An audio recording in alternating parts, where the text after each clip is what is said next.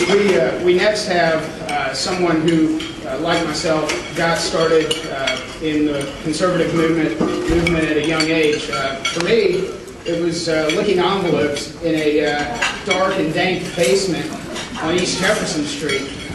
And I know there's some people sitting around the front here who remember that place. But whether it was licking envelopes or going to Washington, D.C., people who get involved at a young age tend to stay with it. Our next speaker, Delegate Ben Cline, I first met when he was working for Congressman Goodlatte, and he has shown throughout that time his dedication to the conservative values that we fight for. Here in the legislature, Delegate Cline's been a great champion of AFP issues, transparency issues, the belief that open government is good government.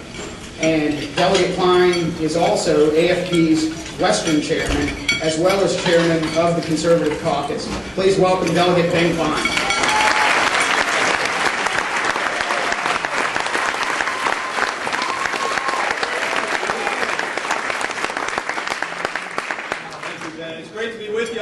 And it's an exciting day here in the Commonwealth of Virginia. You know, we watch what's going on up there in Washington, D.C., and all the wrangling that's going on over that so-called stimulus package, and the only thing I can see that's being stimulated right then is government, more bureaucracy, and that's exactly the wrong direction we need to go to get this economy moving again. Folks down here in Richmond understand what drives this economy.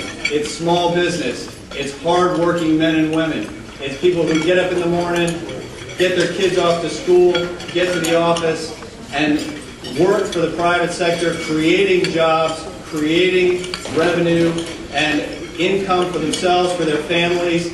And, you know, that's the way that we understand that Virginia should operate. That's where Virginia needs to be putting its focus, on those families, on those hard-working families, on those small businesses.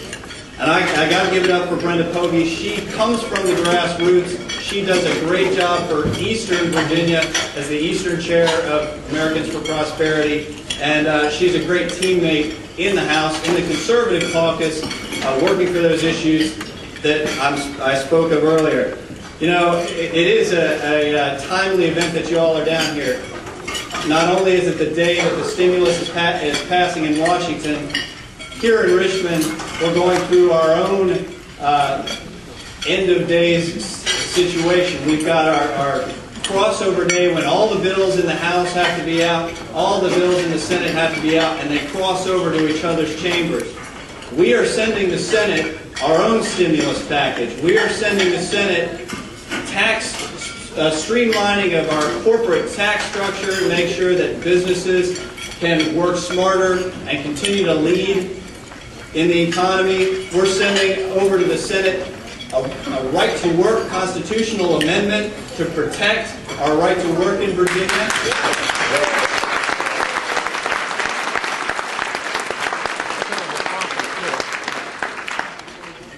We're sending over spending limits to make sure that the growth in spending is kept below population plus inflation and doesn't grow beyond the natural growth of the Commonwealth. We're trying to rein in government spending to make sure that you keep more money in your pockets and government has to make do with less. You know,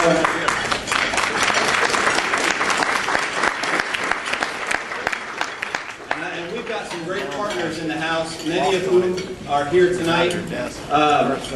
I don't know if they're still out there, but Delegate Jimmy Massey from here in the Richmond area, Delegate Dave Nutter from down in Blacksburg, Christiansburg area, Delegate Lee Ware, also from here in the Richmond area, Delegate William Fralin from down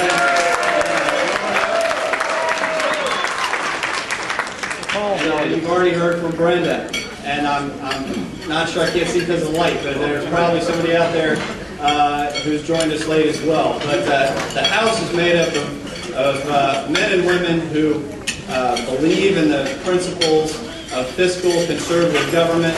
We're working towards those ends, and we're sending the Senate that package of reforms One of the bills that Ben spoke of is a transparency bill that I've introduced. It would essentially build a database online that enables you all to help us find wasteful spending in government. You know, it really came home to me, and if you're from Western Virginia, you've heard me tell this story at the town hall meetings. And I was going around to the convenience stores, campaigning, talking to the small mom and pop owners of the convenience stores, and they sold lottery tickets there. And I was looking at the tickets and noticed that one of them had Donald Trump's face on it. And I said, well, I know Donald Trump doesn't work for free. I wonder how much Virginia Lottery is paying Donald Trump to put his face on our lottery tickets. So I asked the lottery and they didn't get back to me. And I asked them again and they didn't get back to me. Finally, we asked enough times where they finally got tired of me and they sent back a letter saying, well, we gave Donald Trump a contract that awarded him $250,000 in taxpayer dollars. Should have gone to education per the Constitution, but instead went up to New York to Donald Trump's pockets. And that made me that fired me up a little bit. So started looking into the lottery a little bit deeper, and no sooner did they get rid of the apprentice ticket than they came up with the deal or no deal ticket, which is still circulating. The deal or no deal ticket, I didn't bother asking the lottery how much they paid Howard Mandel's licensing company for the deal or no deal ticket. I stick the Washington Post on it. I told the Washington Post, I said, you got to find out how much Virginia Lottery paid Howard Mandel's company to license deal or no deal. They found it out quicker than I did, and to the tune of our school children's pockets, out went $860,000 worth of money. So, this bill that we have put in, we understand that there are 100 delegates, 40 senators. We can't do it all ourselves in finding all this wasteful spending.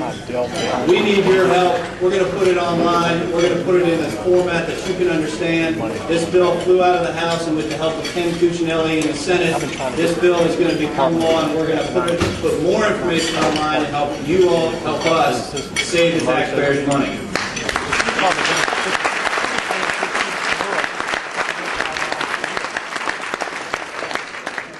But as we send over good bills to the Senate, we're receiving some less than favorable bills in the House. Bills that threaten the legacy built by great men who are here, like Paul Harris and like our great champion George Allen. When they were in the House, they succeeded in passing truth in sentencing and the abolition of parole. We've got bills coming over to do away with that. We've got bills, you know, we spent a lot of time